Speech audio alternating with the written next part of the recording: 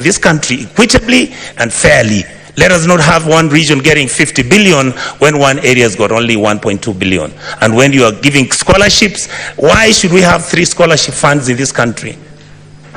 Those are some of the things, Madam Speaker, without speaking too much, I wanted to vent. And I thank all my colleagues for having shown our country the love that it deserved. Thank you so much. Senator Peris Tobiko.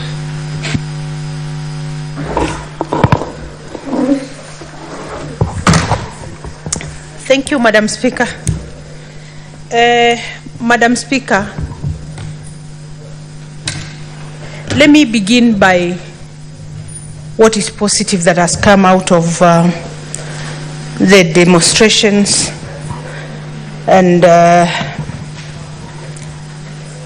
the demonstrations by our young people, Madam Speaker. Madam Speaker,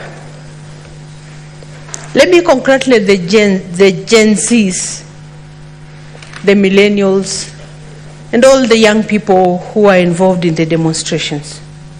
Congratulate them because they showed us that it is possible to have a tribeless Kenya. They have shown us that it is possible to have a partyless country. They have shown us that they can unite beyond creed and beyond religion. Madam Speaker, they have actually shown us that we can come out, and these are some of the things that we never thought possible, Madam Speaker. The cancer of tribalism that has affected this country almost took us to civil strife in 2007 and 2008 in the post-election violence, Madam Speaker.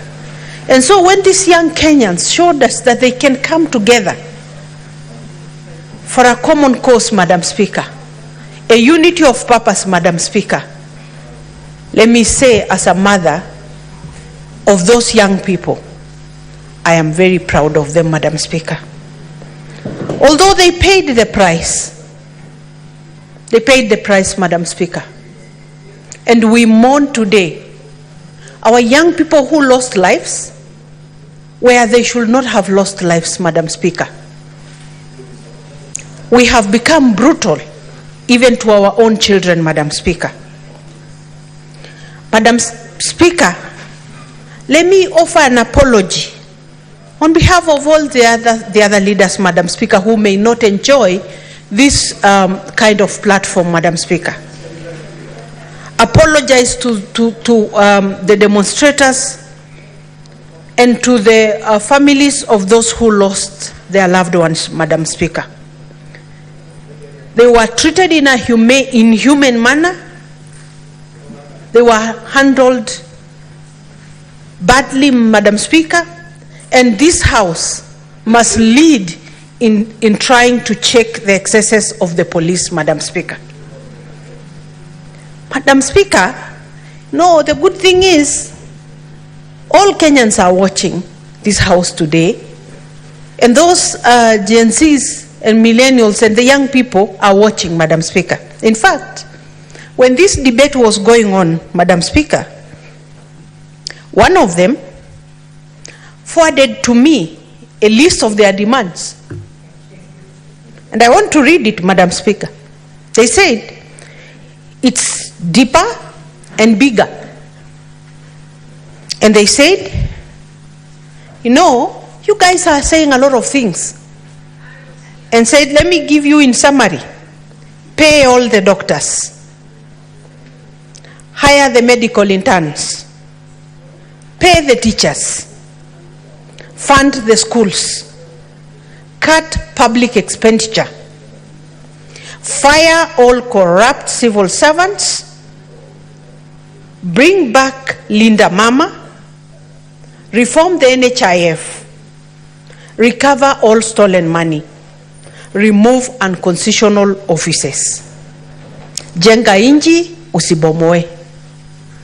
Madam Speaker, I wanted first at least to make sure I have delivered that one before I put it in my own words, Madam Speaker, because I think they capture better what they wanted, Madam Speaker. Madam Speaker, it's a Damascus moment in our country. It's a moment for us to restore our country, the dignity of our systems, make sure that systems are working, and Madam Speaker, that each one of us is accountable. Madam Speaker, these young people actually did speak for us things that we should have been speaking in the two houses, but we did not.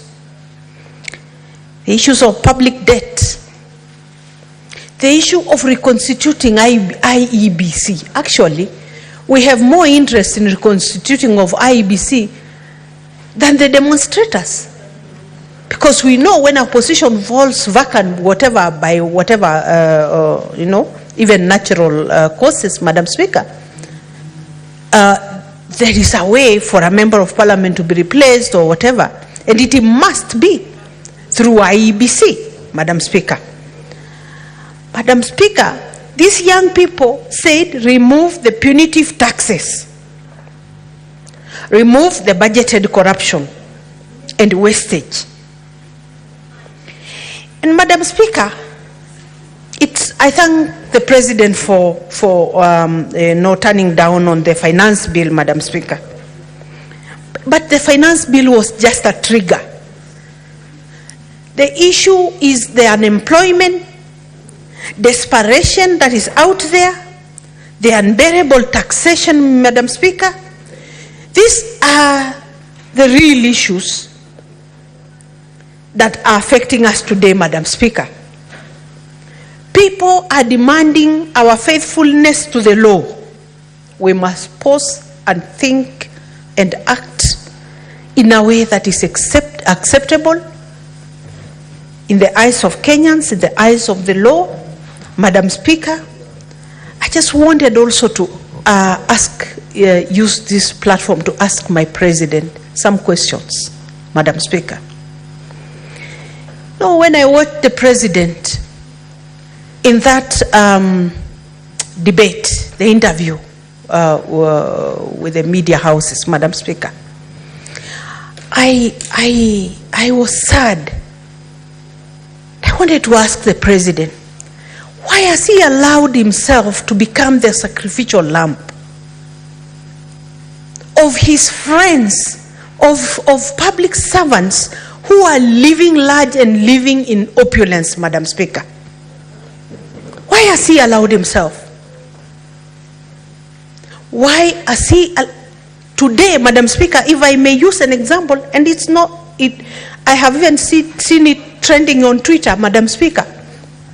When Senator Sifuna was speaking, Madam Speaker, they said in Kajiado, every weekend, one public servant, right under the President, is spending 20 million per weekend. One public servant, Madam Speaker. And of course, you can tell that money did not come from the sale of his cows. That money did not come from his payslip. Every government appointment today in Kajiado, in the entire Masailand, when it happens, oh, congratulations, to one individual. What happened to Public Service Commission that should be interviewing and employing on merit? Madam Speaker, that one single individual will alienate the President from a whole county. The rest feel that they don't belong. So they must now worship one small individual because of the office he's holding, Madam Speaker. But 2027 is coming, Madam Speaker. All of us, that's the time of reckoning. That's the time we are all going to answer. Madam Speaker,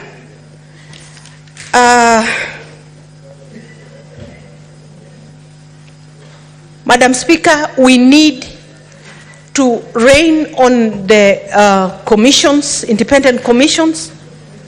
like the national cohesion, and make sure that Kenyans get equal opportunities, Madam Speaker. We need to ensure that electoral reforms are there, Madam Speaker. And as a House, we legislate on matters devolution, Madam Speaker, and make sure that our counties receive their fair share, Madam Speaker. And Madam Speaker, allow me to deviate maybe from what has been the talk of a number of members here today, that CDF should go. Madam Speaker, I know the importance of CDF at the grassroots. And so, Madam Speaker, I will not advocate for CDF to go, but I will say that we enhance the oversight function of all the houses, the Senate, the National Assembly, and the county assemblies, Madam Speaker. Madam Speaker, EACC should reign over our counties because of the mismanagement of resources at the county levels, Madam Speaker. And so as we clean up at the national level, let us also make sure we clean up at the county levels, Madam Speaker. Madam Speaker, you know, of late, there is the 20 million weekend financial signature. You know, there are those now who are known to belong to that club of the 20 million per weekend. And they are known members of parliament, public servants, Madam Speaker, and they are the ones giving the Kenya Kwanza government a bad image. And we should not allow them to take us down, because when Kenya Kwanza goes down, it will go with a lot of us, Madam Speaker. We will not allow. And so, Madam Speaker, to conclude, let me say that it is important that we meet the demands of the Gen Zs, the millennials, and all the young demonstrators, Madam Speaker. Madam Speaker, those trigger-happy police should be brought to book, Madam Speaker. They must pay for every bullet that they shot to our children, Madam Speaker. Even as we sympathize with the police and their living conditions and their working environment, Madam Speaker, but still, for every life they took with a bullet, they must answer for it, Madam Speaker. Madam Speaker, let us all work to bring the cost of living down. Let us have the GSS teachers. And Madam Speaker, before you, because I can see you're looking at me and maybe the time is heading to conclusion, let me join all the members by saying it was ill-informed for the Salary Commission to talk about a salary increment right now. It was ill-informed. We don't accept it, so that if they were going to use these houses of parliament as a scapegoat, then they don't get it.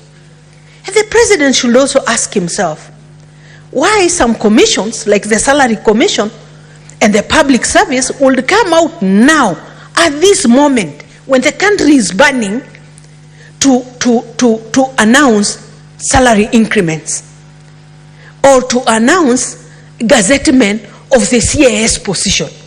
They don't mean well for this country, and they don't even mean well for the presidency. I think these are the people that